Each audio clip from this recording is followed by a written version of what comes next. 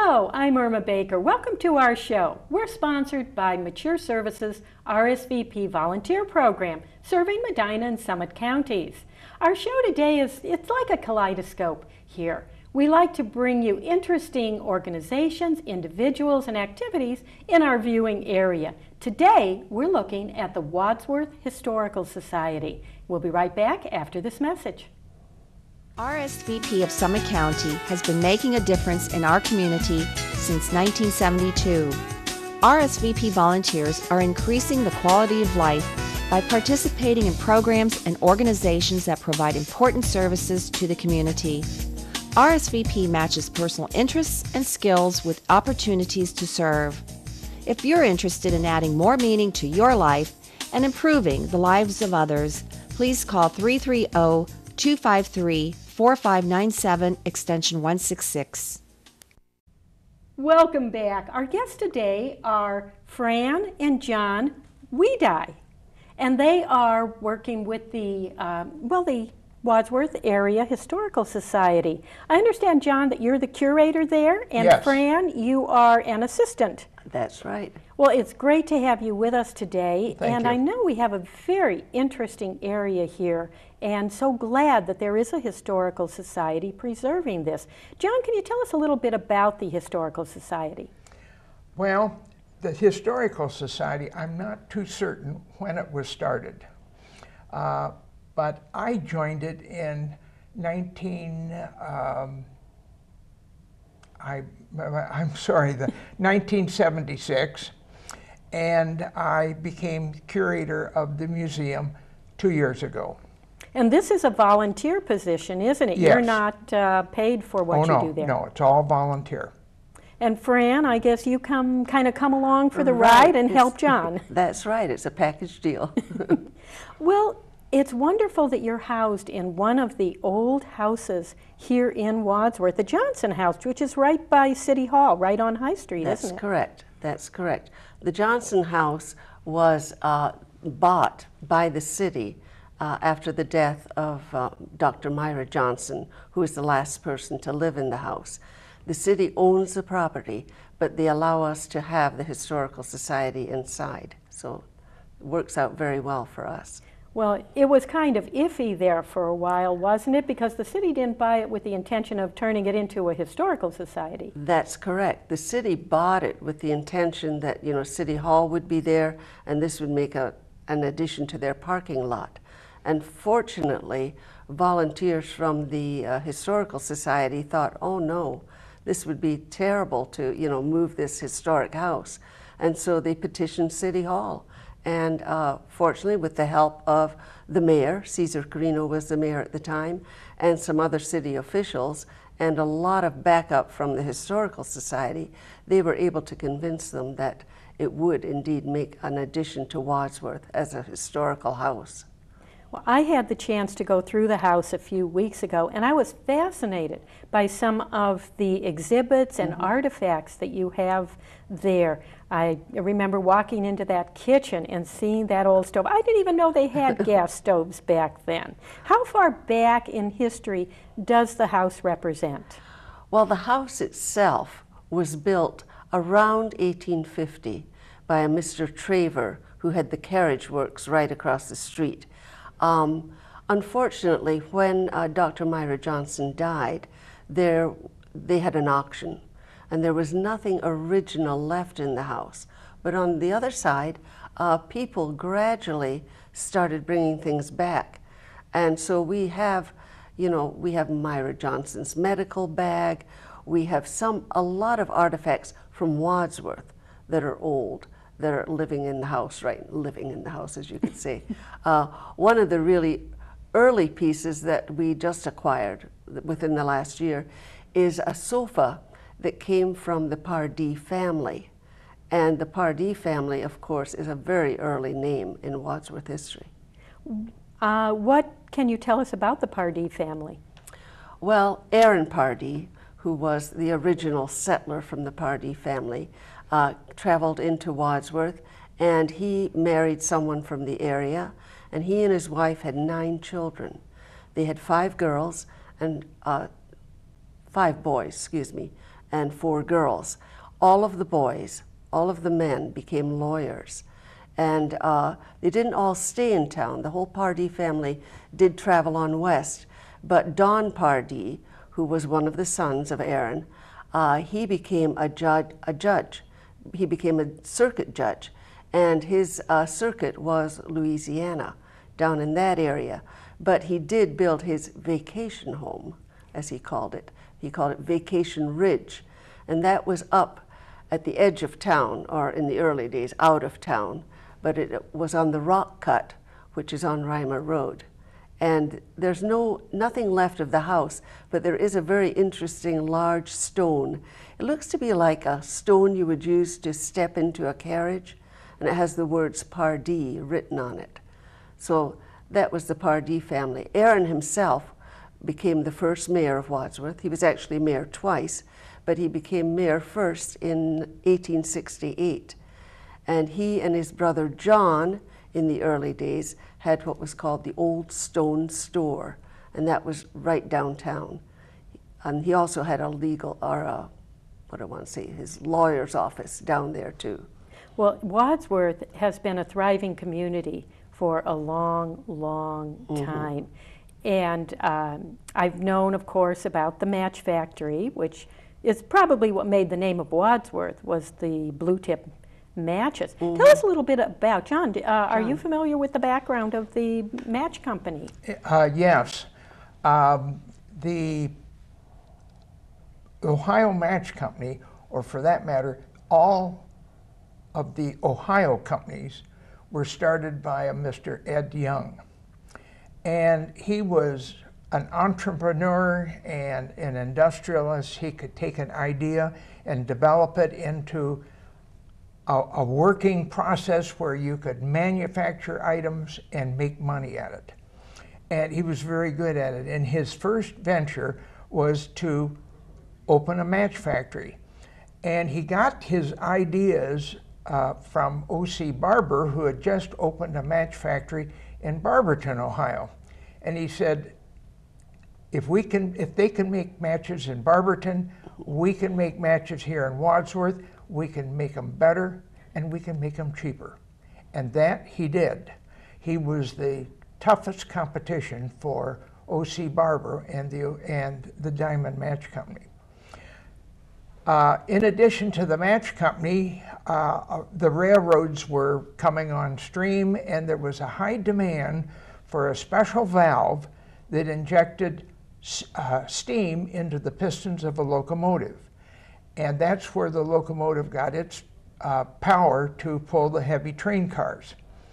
And this was called an injector valve.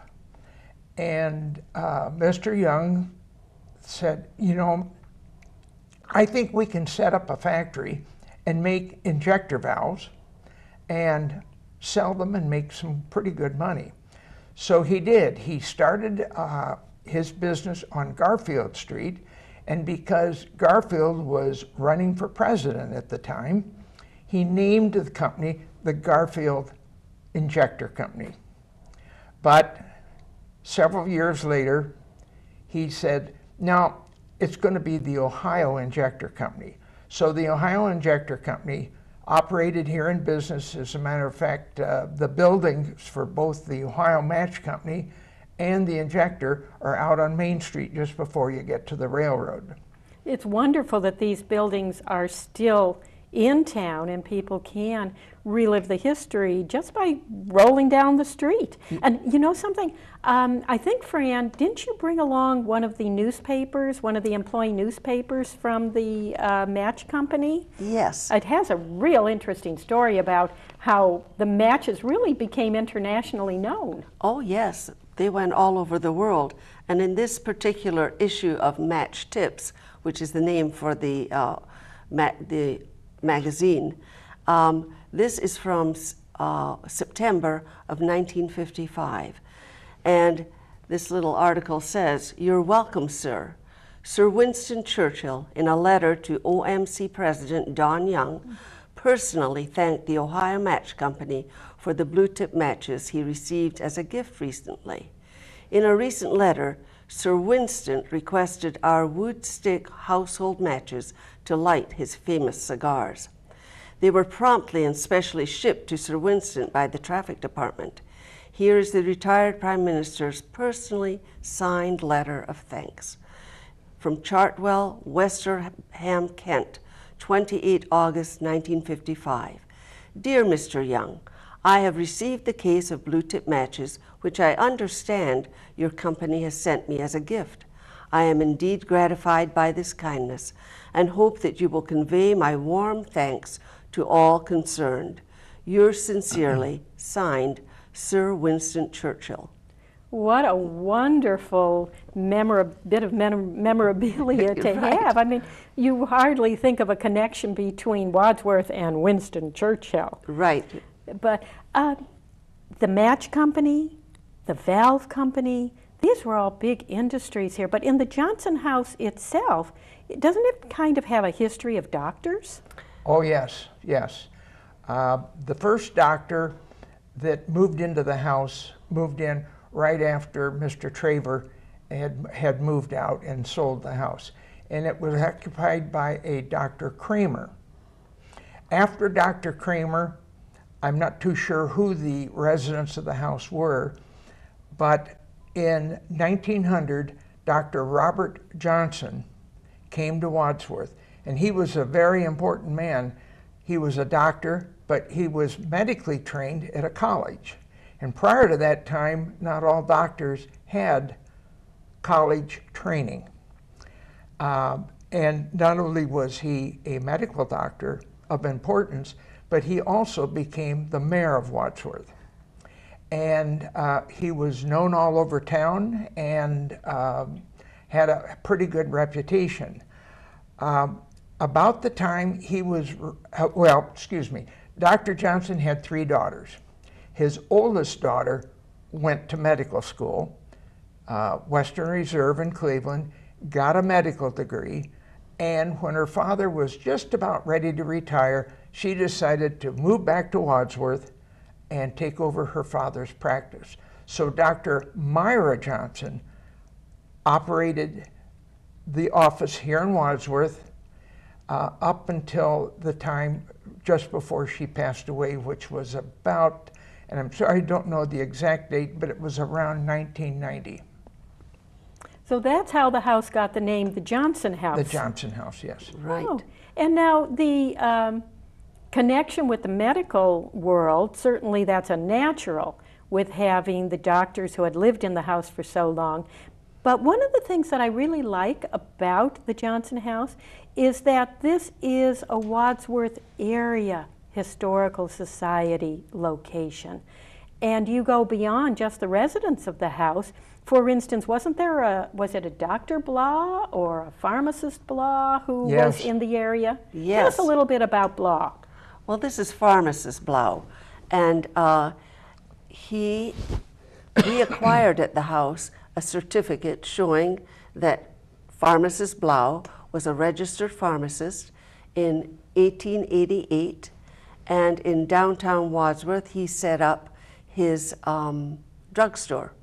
And Mr. Blau, I guess he would be called, pharmacist Blau, had a drugstore down where the current VFW building is. And if you look, take your eyes up on the bricks of that building, you see the name Blau. So that's the Blau building. But then Mr. Blau not only had his drugstore, the Blau drugstore, but he had in the upstairs, he had the Blau Remedy Company. And in the Blau Remedy Company, we have his receipt page from the Blau Remedy Company, and he had numerous medicines and salves and liniments, cough syrup, all kinds of balms that he would make. And he would travel, or one of his salesmen would travel throughout the territory of northern Ohio, and we understand even over as far as Pennsylvania and over into Indiana. He would rent out showcases with his remedies, and he would sell them. And one of the most interesting ones, or one of the more interesting ones, is for blouse nervine. Would you like to hear the recipe? Oh, I think I would. I don't think I want to try it, but... Okay.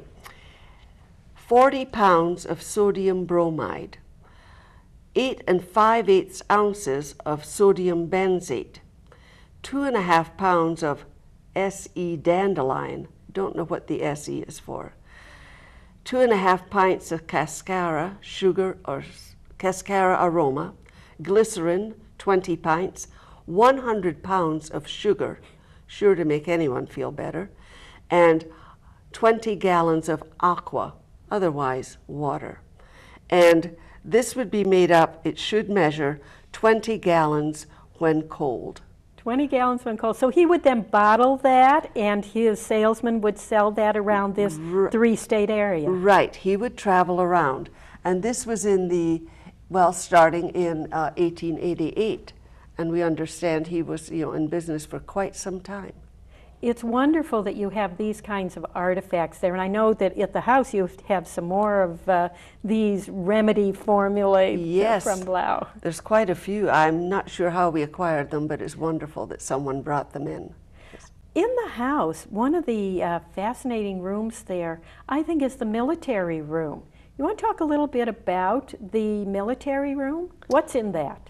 Well, the military room is upstairs, and traditionally when we do tours, John does downstairs and I go upstairs. It's warmer there in the summer. But in the military room, we're trying to share with the community that Wadsworth, anytime there's been a war or a conflict within in the United States, that the United States was a part of, that Wadsworth has sent men, small as we are. They have joined with other people from Ohio and they have gone off to war. One of the earliest pictures we have there is of Don Pardee, who later became the judge, wearing his Civil War uniform. And we also have uniforms from World War I. We have uniforms from the Korean War, Vietnam. We have pictures of men from Wadsworth who have contributed to war efforts throughout the years. And it's important for, especially the third graders that come through, to know that Wadsworth has always been involved in the affairs of the United States. You have a very good relationship with the school system here, and I understand that all the third graders of Wadsworth go through the house each spring? That's correct. All of them, oh, there you go, John, yeah. All of them also get this book. A Magical Booklet. Journey into Wadsworth's History. Right, and this takes the historical facts of Wadsworth's history and puts it at a third grade level. Everyone gets a copy, their copy to keep, and it was donated by the American Legion here in town so that every child can have a copy. So prior to coming to the house, they've heard about it in their classroom. The third grade is when you learn about your community. And this is a wonderful way for them to learn about their community. And they come and they go through the whole house, and they're invited to come back, of course, to get a closer look, because they only get a 30-minute tour. So. Now, your tours are available. You don't have to be a third grader to come to the Johnson House. No. Your tours are available every Saturday. What are the hours? Okay. We come on, well, Saturdays we're always there from 9:30 to 11:30, but we are more than happy to have you contact us and we'll give you a tour at any time, which we quite often do for scout troops in the winter time. They will contact us and we're glad to open and give them a private tour, if you will. And your tours are free. There's no admission charge. You do. Correct. You certainly accept free will donations, but there is no charge, no admission charge, and certainly there is parking available close by, yes, right on the side of the house. Yes, on the weekends there's parking at the side of the house. During the week you have to park, in the city lot, but it's really close. And we're more than happy to come down and, give you a tour and tell you the stories. Well, we're putting your website and your phone number on the screen so that anyone who's viewing and would like to make contact with you and come and see the house. And one thing I want to ask you, perhaps there are people out here in the audience who are watching our show today who might have artifacts or memorabilia from the earlier days of Wadsworth. Is it possible for them to bring them or contribute them to the Johnson House? Absolutely. We're more than happy to have items pertinent to Wadsworth history. And if you'll bring it down, if it's something you want to share but would like to retain the originals, we are more than happy to scan them and write up about them and to give you back the originals. And then we take the copies and display them at the house appropriately so that the rest of the community can enjoy your part of Wadsworth history. It's wonderful to have that. And John, would you show us the trophy that you recently acquired? Yes. The museum just got a donation of a trophy from an organization in Wadsworth that was called the Wadsworth Cribbage Club. And this was a club that was started in 1937 by the downtown merchants. All the members of the club were either sales or business people downtown, doctors, lawyers, but they were all involved in the downtown. Well, the club over the years started to grow, and it got to where there were 16 members of the club, and they would get together once a month and play cribbage. And this is the trophy that they used for many years to present to the top player of each year. And if you read the names on this trophy, it's like a who's who of early Wadsworth. There are names on here that everybody will recognize. There's mayors on here, doctors, a minister, quite a few people. And this was given to the museum within the last 6 months, and we were glad to get that as an addition. Those are great artifacts to have. You also brought along a photo of one of the early graduating classes. Yes, on this particular one, this is the class of 1916. And this is the earliest one where we have not only the 18 graduates, but we have their names. Now, we don't have every name to go with every face. We just know that those people are in there. And there might be people out in the community who do know who those folks are once they see the names. We have a lot of early school stuff, but this lets us know how our community is growing. Because here we have 18 people in 1916. This year, Wadsworth graduated over 300 people, closer to 400 people. So the community has grown immensely. Well, you also have some books that are histories of Wadsworth. And there's a story, an interesting story about how these books came to be. Okay, this book is really helpful for Wadsworth history, and it was put together by the class of 1938. And we still have a few people in town who are from the class of 1938. And the advisor to that class was a lady by the name of Eleanor Shapiro, and she was the editor of this book. The high school class of 38 did the work. She put this book together, which was really very helpful at this time to pool all the facts together and get them down in writing.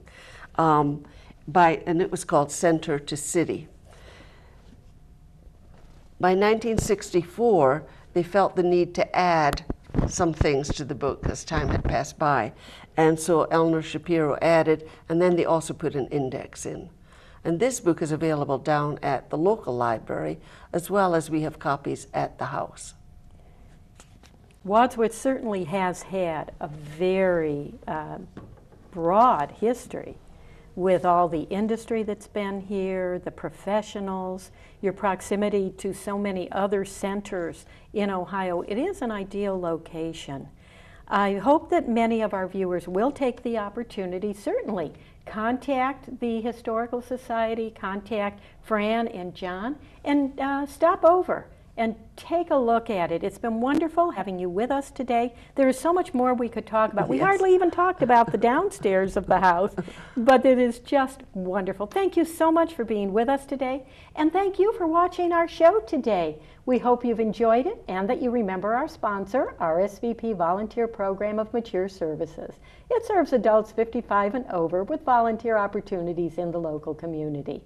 For more information about RSVP, the number's on the screen. Thanks so much for watching today, and have a great day.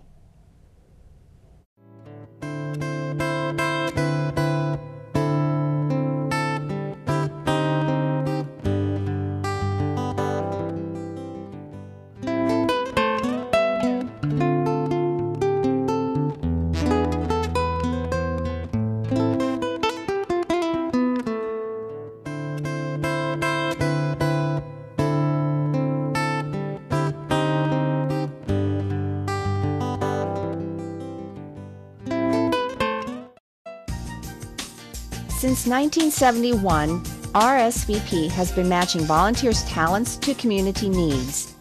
RSVP is affiliated with the Corporation for National and Community Service, a national organization that supports service and volunteering through grant-funded projects. Volunteers organize neighborhood watch programs, tutor children, renovate homes, plant community gardens, assist victims of natural disasters, and serve their communities in many other ways. RSVP offers maximum flexibility and choice to its volunteers as it matches the personal interests and skills of Americans 55 and older with opportunities to serve their communities. If you're interested in adding more meaning to your life and improving the lives of others, please call 330-253-4597, extension 166. There's no place like home. Stay in your home with a 24-hour companion that doesn't need to be let outside, who isn't a grown adult reluctant to leave the nest, or a well-meaning neighbor who pops in every day. With Massillon Cable TV's MedAlert Personal Emergency Response System, you can stay home, have peace of mind, and your family will feel better too, knowing you have access to someone 24/7 should you need help. Keep your independence with Massillon Cable TV's MedAlert service. To learn more, call 330-833-4134. That's 833-4134. Or visit their website, MassillonCableTV.com.